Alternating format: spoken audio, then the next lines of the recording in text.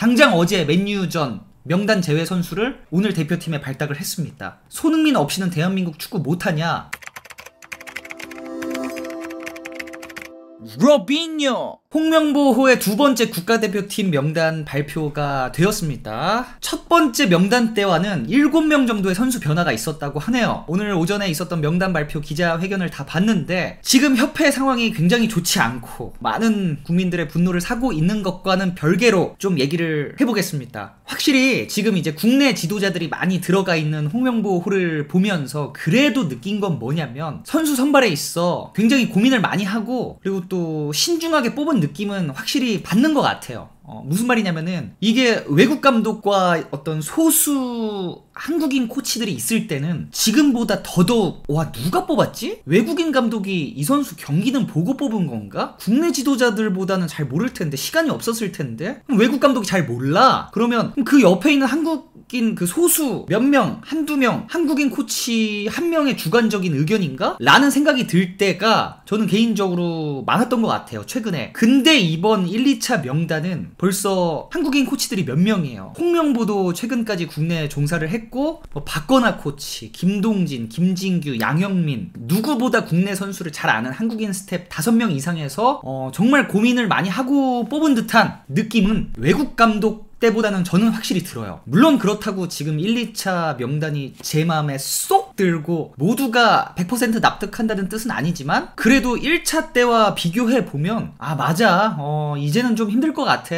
혹은 아직 너무 어린애 왼쪽 백 예를 들어 최우진 같은 경우 발탁 이후로 리그에서 좀 주의 깊게 지켜봤었는데 좀 확실히 아직은 너무 어리구나 해서 예전에 한번 뽑혔었던 박민규를 다시 불러들인다든지 납득 가요. 그리고 김주성 제가 저번에 정말 안 뽑혀서 아쉬워했던 지금 리그에서 김주성 진짜 정말 좋은 포스를 내고 있죠. 이번에 또 바로 뽑혔어요. 그리고 이한범 1차 때 뽑혀서 한 경기도 나오진 않았지만 이번에 또 뽑혔어요. 왜? 가능성이 진짜 있거든. 이런 거라든지 그 외에는 솔직히 제 입장에서 무릎을 탁 치는 상황은 없지만 그래도 홍명보호가 계속 갈 수 있고 계속해서 시험을 해본다는 전제 하에는 그런 고민들을 한 흔적들이 보이는 명단 발표였습니다. 그리고 기자회견에서 또 몇 가지 주목해볼 만한 것들 중에 잔디 얘기가 있었어요. 선수들의 의견을 최대한 반영해서 국내에서 뛸 때 잔디 상태가 현재 가장 양호한 용인 미르 스타디움으로 결정을 했다.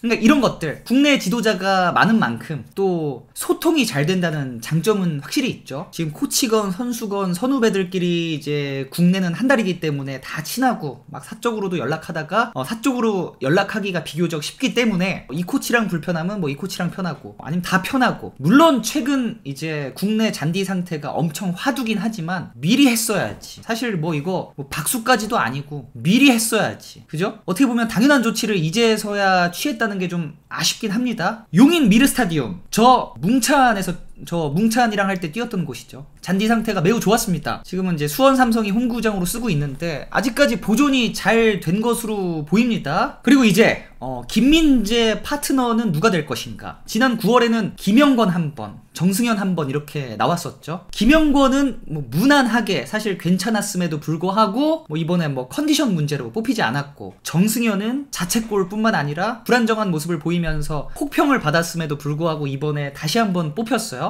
앞으로도 계속해서 찾아 나가 봐야겠죠. 아직 이한범도 어리고 이번에 김주성도 새로 뽑혔으니까 조금 더 시험을 해봐야 된다고 생각을 하는데 아마 이 포인트도 굉장히 중요하게 작용할 수도 있을 것 같아요. 뭐냐면 김민재의 생각. 과연 김민재는 누구와 서는 걸 선호할까? 물론 선수는 감독이 시킨 대로 그 임무를 수행하는 게 정석적이고 김민재 선수 본인도 자신은 감독에게 최대한 맞추는 스타일이라고 밝힌 바가 있는데 이렇게 팀의 핵심적인 선수들한테는 특히 파트너 정할 때 오히려 선수에게 먼저 물어보는 경우가 굉장히 흔하거든요. 민재야 넌 누가 제일 편해? 그리고 김민재도 먼저 티는 안 내겠지만 분명히 마음속으로 있을 것이고 또 한국인 코치 특히 경험이 풍부한 센터백 출신 김진규 코치도 있으니 이제 아마 이런 부분에서 소통을 많이 하지 않을까. 왜? 김민재가 현재 대한민국에서 대체 불가 센터백이고 김민재를 맞춰줘서 나쁠 거는 사실 많이 없다고 생각이 듭니다. 근데 사실 김민재랑 맞는 것도 중요하지만 그거는 사실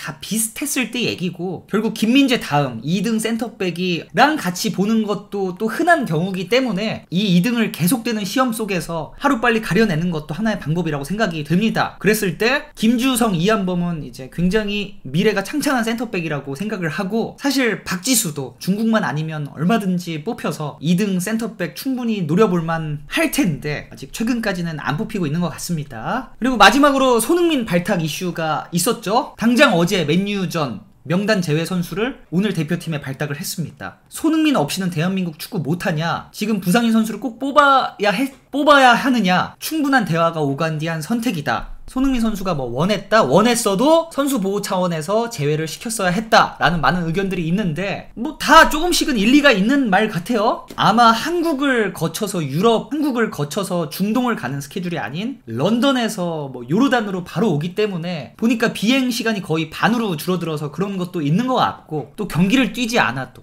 정신적 지주, 대한민국 축구 고트 프리미어리그 득점왕 손흥민이 같이 있어주는 것만으로도, 말 한마디만으로도 누구야 분명 이럴 거거든? 넌 그때만 기다렸다가 자신있게 해.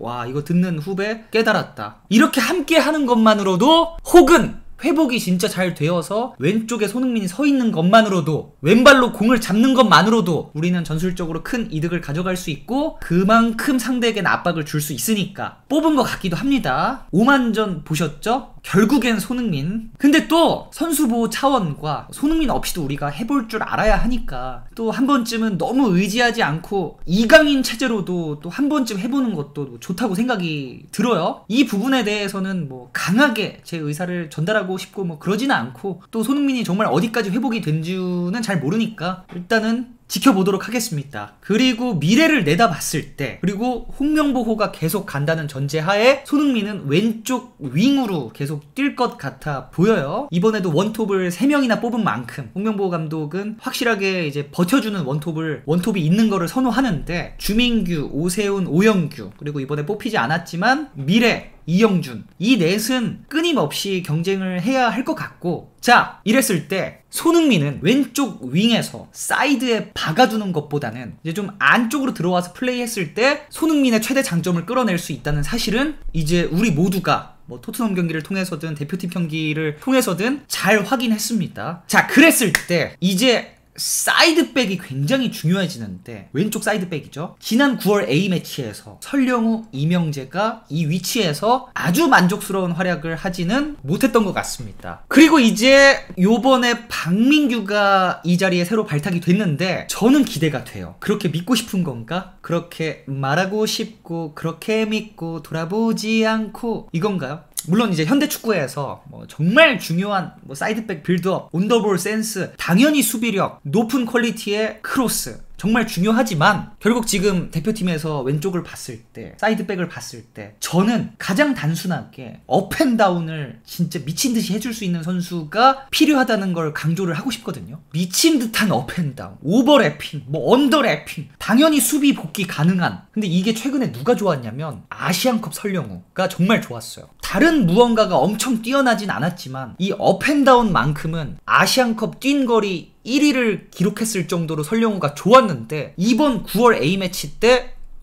설령우 최고 장점이 왜 안 보이지? 약간 원샷 잡혔는데 팔이 이만해졌어. 벌컵을 무리하게 했나? 아니면 어디가 좀 안 좋은 건가? 그냥 단순하게 설령우 업앤다운 어디 갔어? 하는 굉장히 큰 아쉬움이 남았었는데, 박민규가 이게 좋아요. 에너지, 체력, 투지, 업앤다운, 그리고 수비가 좋아요. 저는 이게 손흥민이랑 합이 잘 맞을 가능성이 충분히 있다고 보거든요. 벌써 몇 년 동안 우리나라 사이드백 문제가 제기된 만큼 이번 10월 A매치에서 가장 기대가 되는 선수는 저는 박민규예요. 사실 기대라는 것도 맞지만 정말 잘해주어서 고민 하나 좀 덜고 싶은 느낌? 나이도 95년생이라 지금 이제 축구선수로서 굉장히 좋을 때 위치하고 있는 것 같고, 정말 컨디션 관리 잘해가지고 좋은 모습을 한번 기대해보겠습니다.